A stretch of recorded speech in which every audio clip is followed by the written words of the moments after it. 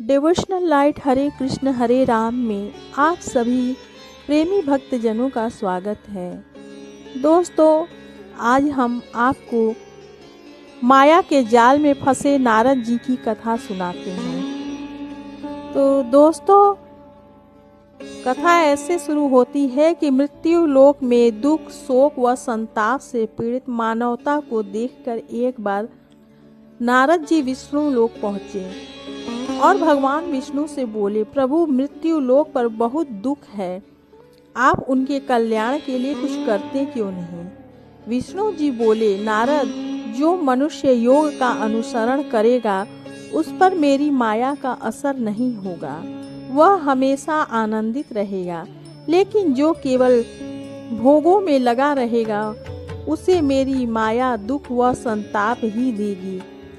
नारद जी बोले, प्रभु, आपकी माया के बारे में मैंने बहुत सुना है लेकिन कभी देखा नहीं, कृपा करके आप मुझे अपनी माया दिखाएंगे? विष्णु जी बोले, नारद, तुम तो हमेशा मुझ में विचरण करते हो, इसलिए मेरी माया तुम्हें आवृत नहीं कर सकती।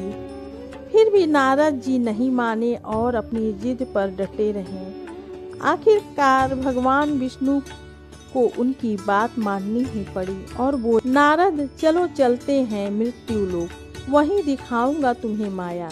इतना कह भगवान विष्णु और नारद जी दोनों मृत्यु लोक के रेगिस्तान में उतरे, जहाँ दूर दूर तक पानी का कोई अता पता नहीं था। नारद जी बोले, प्रभु, हम ये कहाँ आ गए, आपकी माया कहाँ है? विष्णु जी बोले, माया से भी मिल लेंगे, फिलहाल प्यास के मारे मेरा गला सूखा जा रहा है, कहीं से पानी मिले तो ला दो। प्रभु को प्यास लगी थी, पानी तो लाना ही था। यह सोच नारद जी पानी की तलाश में निकल पड़े। चलते चलते वह एक नदी पर पहुँचे। कमंडल में पानी भरने ही वाले थे कि उन्हें विचार आया कि स्नान करके ही प्रभु के लिए पानी ले जाना चाहिए। यह सोचकर नारद जी ने नदी में छलांग लगा दी। जैसे ही नारद जी नदी से निकले, बाहर का नज़ारा कुछ और ही था।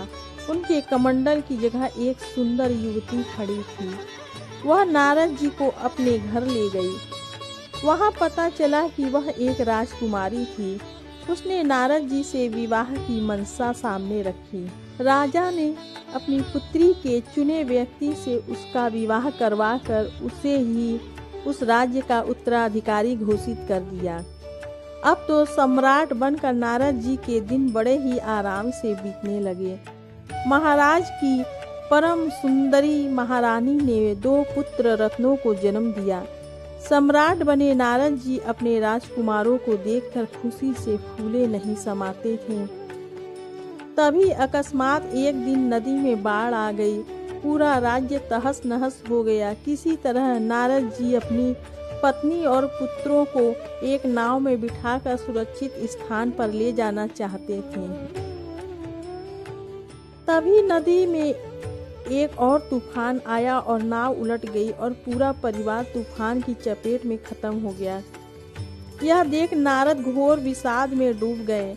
अकेले पड़ गए नारद जी ने जीने का कोई सहारा न देख स्वयं का प्राणांत करने की सोची और नदी में छलांग लगा दी। तभी नदी के बाहर बैठे भगवान विष्णु बोले, अरे नारद, मैं यहाँ तुम्हारी प्रतीक्षा कर रहा था और तुम यहाँ स्नान कर रहे हो। मैंने तुम्हें पानी लाने के लिए भेजा था, इस मायावी नदी की दुनिया में खोने के लिए नहीं। तब नारद जी बोले, तो क्या जो मैंने देखा वह सब मिथ्या है? विष्णु जी बोले, हाँ, यही तो मेरी माया है। देख ली अब माया, या और देखना है? नारद जी बोले, नहीं प्रभु, अब मुझे कोई माया नहीं देखनी, आपके दर्शन ही पर्याप्त हैं। ओम श्री परमात्मने नमः।